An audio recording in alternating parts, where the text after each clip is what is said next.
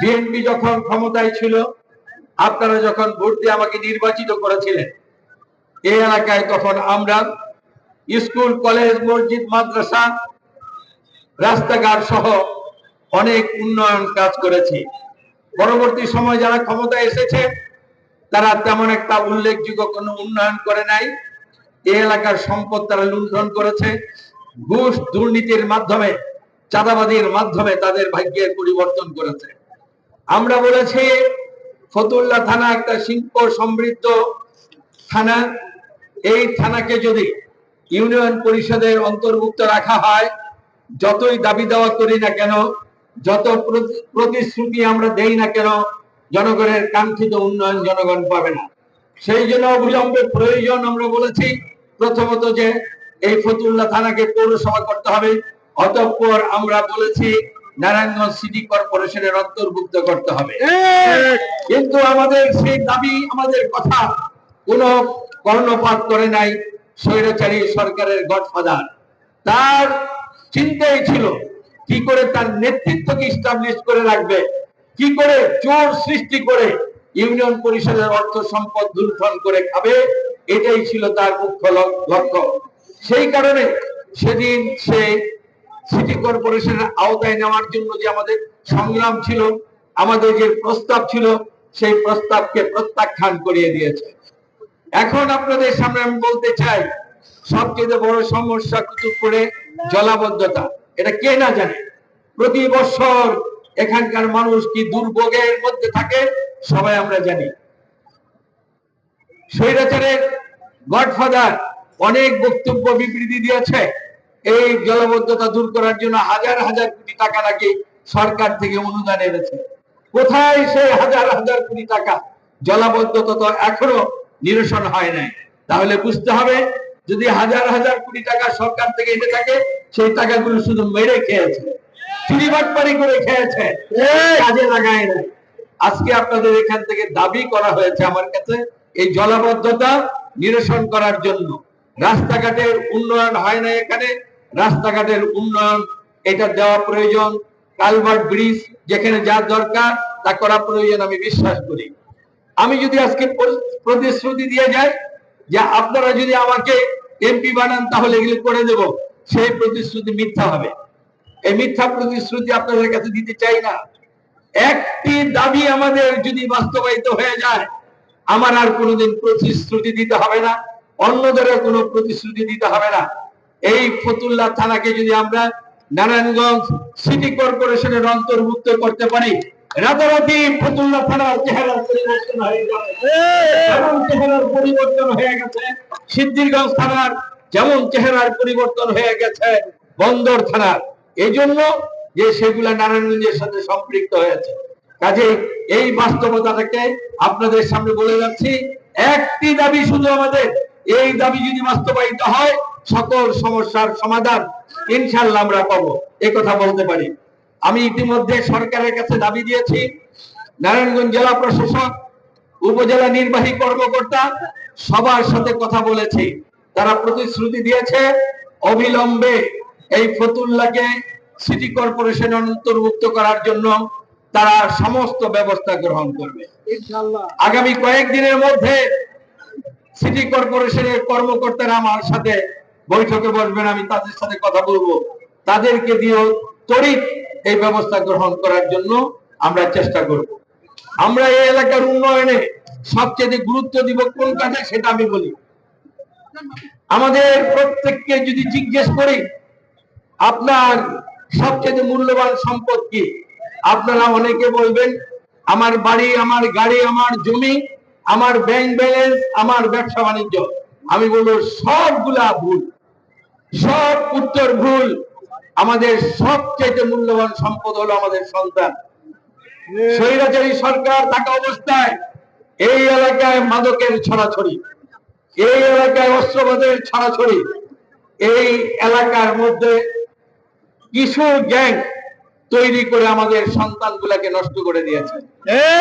আমরা যদি ইনশাআল্লাহ সুযোগ পাই, সর্বপ্রথম গুরুত্ব দিব রাস্তাঘাট নির্মাণ, ওগুলা না, কলকারখানা নির্মাণ সেগুলাও না, আমাদের সন্তানদেরকে কিভাবে সোনার গরিব করা যায় কিভাবে মানুষ হিসাবে গড়ে তোলা যায় সেইটার উপর সবচেয়ে বেশি গুরুত্ব দিব।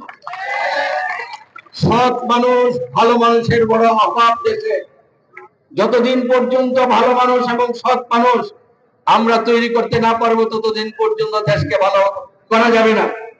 আমাদের রাস্তাঘাট ভালো হলো, আমাদের যোগাযোগের ব্যবস্থা ভালো হলো, কিন্তু আমাদের সন্তান খারাপ হয়ে গেল, ওই রাস্তাঘাট আপনার আমার কি কাজে দিবে? আপনার আমার জন্য রোজ কিয়ামত। এই সন্তানের জন্য মান ইজ্জত সম্মান যাবে, চুনকালি মুখে পড়বে, আর যে প্রত্যাশা করি সেই প্রত্যাশা পূরণ হবে না। কার কাছে আমি অর্থ সম্পদ বাড়ি গাড়ি জমি দিয়ে যাব, তাসের ঘরের মতো উড়িয়ে দেবে ওই সন্তান যদি ভালো না হয়। সেজন্য আমাদের সন্তানদের প্রতি সবচেয়ে বেশি গুরুত্ব দিতে হবে, তাদেরকে ভালো করে সুনাগরিক হিসাবে গড়ে তুলতে হবে।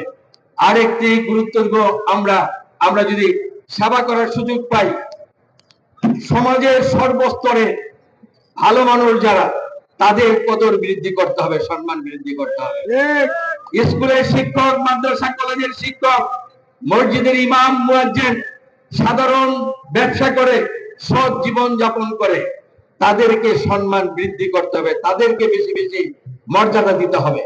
ঘুষখোর দুর্নীতিবাজকে না, অর্থ অবৈধভাবে উপার্জন করে বড় লোক হয়েছে তাকে আমরা যা করি, ওয়াজ মাহফিলে প্রধান অতিথি করে আমরা মৌলানা সাহেবের পাশে বসাই, আর এই খারাপ মানুষটা ভাবে আমি আজকে সম্মান পেয়েছি শুধুমাত্র আমার অর্থের কারণে, সেই জন্য সে বেপরোয়া হয়ে যায় কিভাবে সে অন্যায়ভাবে অর্থ লুণ্ঠন করবে। আর আমাদের ছেলেরাও তখন ভাবে তার মতো যদি অর্থবিত্ত হতে পারে তাহলে সম্মান পাওয়া যাবে।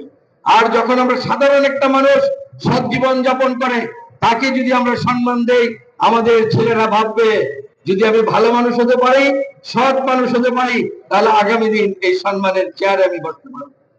তখন অবশ্যই আপনার আমার ছেলে সুন্দর ভালো জীবন যাপন করার জন্য, সৎ মানুষ হওয়ার জন্য চেষ্টা করবে। এই দুটার উপর আমরা জোর দিব। পাশাপাশি জোর দিব সামাজিক ন্যায় বিচার প্রতিষ্ঠা করার জন্য।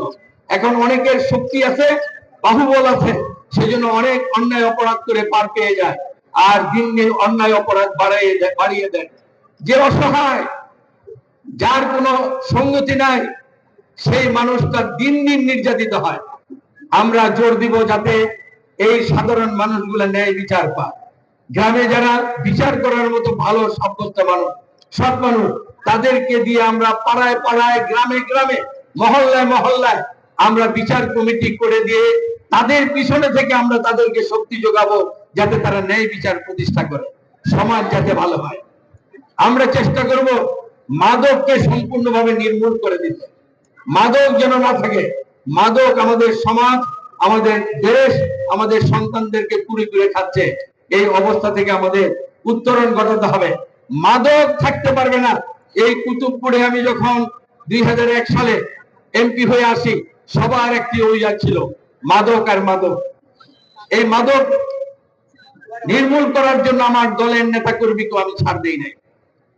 এবার 5 তারিখের পরে অনেক অভিযোগ গেছে এই এলাকা থেকে, অনেকে লুটপাট করেছে বিভিন্ন কলকারখানায়, বিভিন্ন ব্যবসা প্রতিষ্ঠানে, বিভিন্ন দোকানে, এমনকি রিক্সার গ্যারেজেও তারা গিয়ে হানা দিয়েছে। আপনারা তাদেরকে চিনেন, এদেরকে ঘৃণা করতে হবে, এদেরকে প্রত্যাখ্যান করতে হবে।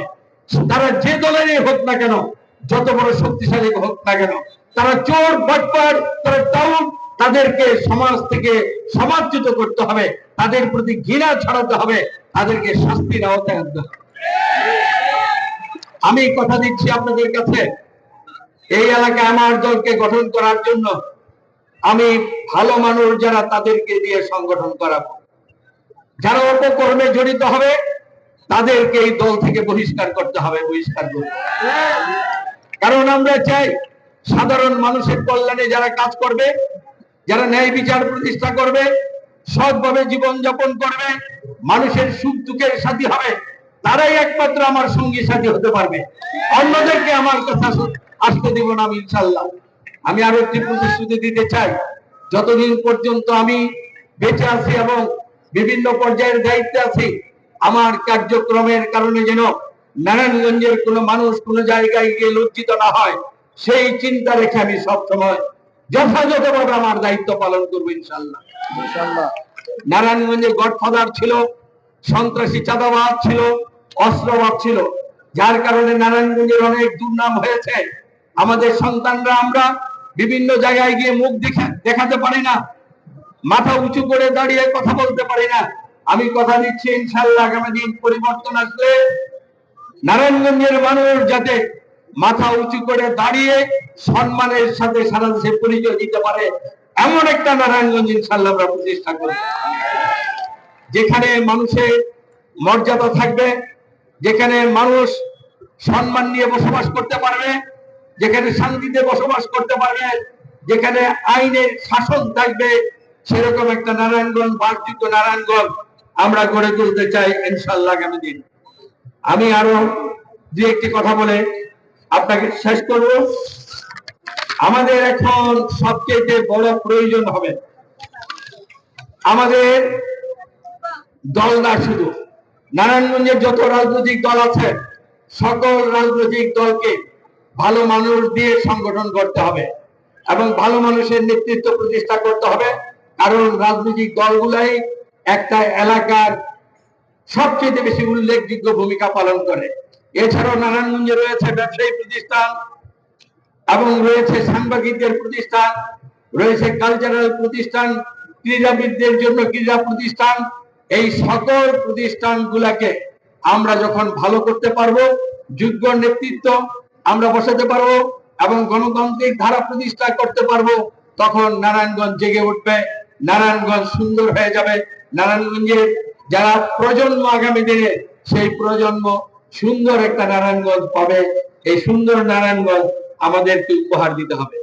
আমি আপনাদের কাছে অনুরোধ করবো, স্বৈরাচার যখন ক্ষমতায় ছিল এদেশের শিক্ষার ক্ষেত্রে সবচেয়ে বেশি ক্ষতি করে গেছে। বই পুস্তক প্রকাশনায় এবং শিক্ষা ব্যবস্থাপনায় এমন নৈরাজ্য, এমন কিছু করে গেছে যে শিক্ষাকে ধ্বংস করে দিয়ে গেছে এবং শিক্ষা প্রতিষ্ঠান এবং ধর্মীয় প্রতিষ্ঠানগুলোকে রাজনীতিকরণ করেছে।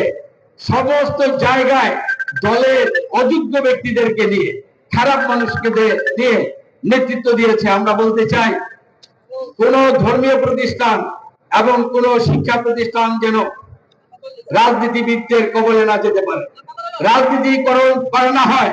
সেখানে উপযুক্ত ব্যক্তি, ভালো মানুষদের নেতৃত্ব প্রতিষ্ঠা করতে হবে সব জায়গায়। যেখানে যেখানে রাজনীতির নেতৃত্ব আছে সেগুলোকে হটিয়ে দিতে হবে, তাদেরকে রাখা যাবে না। ভালো মানুষের আপনার নেতৃত্ব দিতে হবে।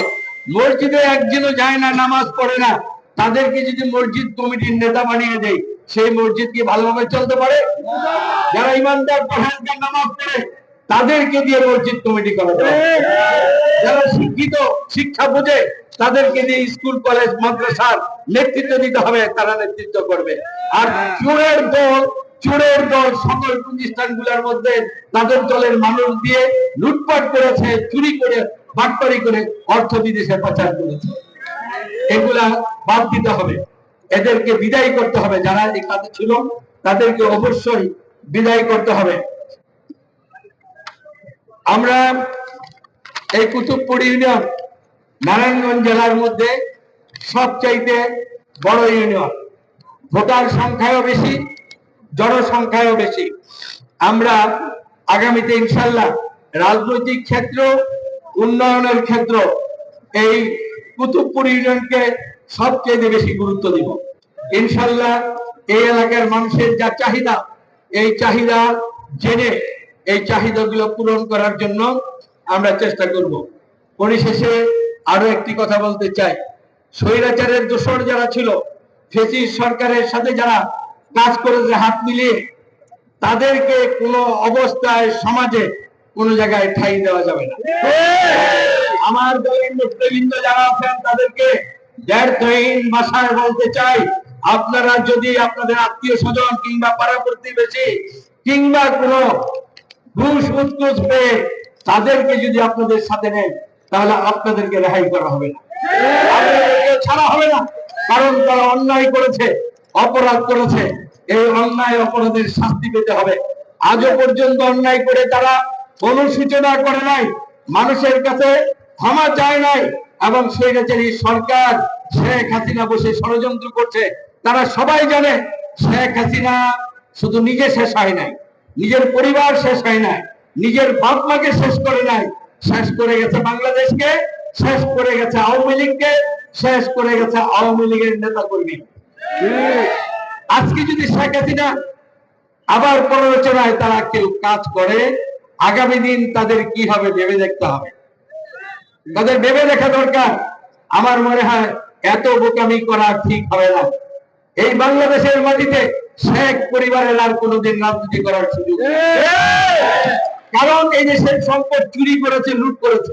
আমরা বলতে পারি এই পরিবার হচ্ছে একটা চোর পরিবার, আমরা বলতে পারি এই পরিবার একটা ডাকাত পরিবার, আমরা বলতে পারি এই পরিবার লুণ্ঠনকারী পরিবার, এই দেশের অর্থ সম্পদ চুরি করার পরিবার।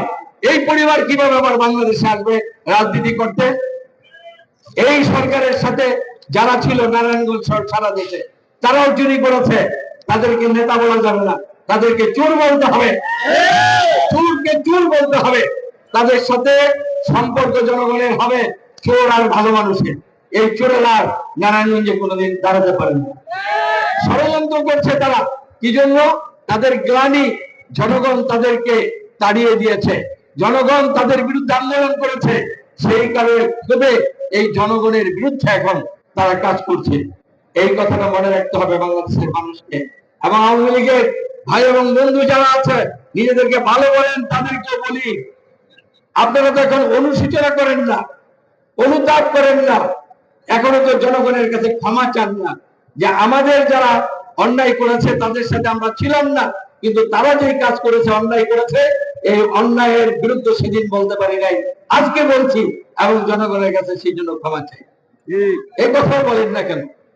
যদি ভালো মানুষই হন, কিন্তু মনে হয় আপনারা স্বপ্ন দেখছেন আবার স্বৈরাচার সরকার আসবে, লুণ্ঠন করে যেভাবে আপনারা অর্থ সম্পদ কামিয়েছেন আবার কামাবেন, ওই দুরাশা নিষ্ফল হয়ে যাবে। ওই দুরাশাই থাকবে। এদেশের জনগণ আপনাদেরকে আর ঠাঁই দিবে না। আগামী দিন ইনশাল্লাহ আপনাদেরকে নিয়ে আমরা দেশ গড়ার কাজে নামবো।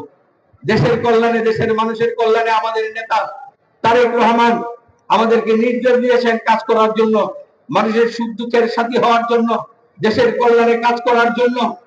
স্বৈরাচার যে দেশকে ধ্বংস করে গেছে সেটাকে পুনর্গঠন করার জন্য আমাদেরকে নির্দেশ দিয়েছেন। আমরা সেই নির্দেশ অনুযায়ী আপনাদেরকে নিয়ে ইনশাল্লাহ কাজ করব। আমরা কোনোদিনও স্বৈরাচার যেমন ছিল স্বৈরাচারের রূপ আমাদের কাছে পাবেন না। ইনশাল্লাহ আমরা আপনাদের পাশে থেকে আপনাদের সেবার মাধ্যমে আপনাদের সুখ দুঃখের সাথী হয়ে আপনাদের মন জয় করতে চাই। আর আপনারা যে ঋণী করেছেন আমাকে, আমি সিদ্ধিরগঞ্জ ইউনিয়ন পরিষদের চেয়ারম্যান ছিলাম 2 বার, ফতুল্লা থানা ডেভেলপমেন্ট কমিটির চেয়ারম্যান ছিলাম, নারায়ণগঞ্জ সদর উপজেলা পরিষদের চেয়ারম্যান ছিলাম, বাংলাদেশ চেয়ারম্যান সমিতির চেয়ারম্যান ছিলাম, পার্লামেন্ট মেম্বার হয়েছিলাম। এগুলা সব আল্লাহ করেছে আর আপনাদের অবদান। সেই জন্য আপনাদের কাছে কৃতজ্ঞ, চিরকৃতজ্ঞ। এই কৃতজ্ঞতা বোধ থেকে আমি যতদিন বেঁচে থাকি চেষ্টা করব এই ঋণ পরিশোধ করার জন্য। আমার পরে আমার সন্তানরা যাতে এই ঋণ পরিশোধ করে সেই ওসিয়ত তাদেরকে করে গেছি। তারাও রাজনীতি করে, তারা চেষ্টা করবে আমার এই ঋণ পরিশোধ করার জন্য। আপনারা আমাদের জন্য দোয়া করবেন, আমাদের দলের জন্য দোয়া করবেন, দেশনেত্রী বেগম খালেদা জিয়ার জন্য দোয়া করবেন, শহীদ প্রেসিডেন্ট জিয়াউর রহমানের জন্য দোয়া করবেন। এবং আগামীতে যেন আল্লাহ আমাদেরকে দেশ এবং দেশের মানুষের সেবা করার সুযোগ দেয়, সেই জন্য দোয়া চেয়ে সবাইকে ধন্যবাদ জানিয়ে আমার বক্তব্য এখানে শেষ করছি। আল্লাহ হাফেজ। বাংলাদেশ জিন্দাবাদ, বাংলাদেশ জাতীয়তাবাদী দল জিন্দাবাদ, শহীদ প্রেসিডেন্ট জিয়াউর রহমান অমর হোক, দেশনেত্রী বেগম খালেদা জিয়া জিন্দাবাদ।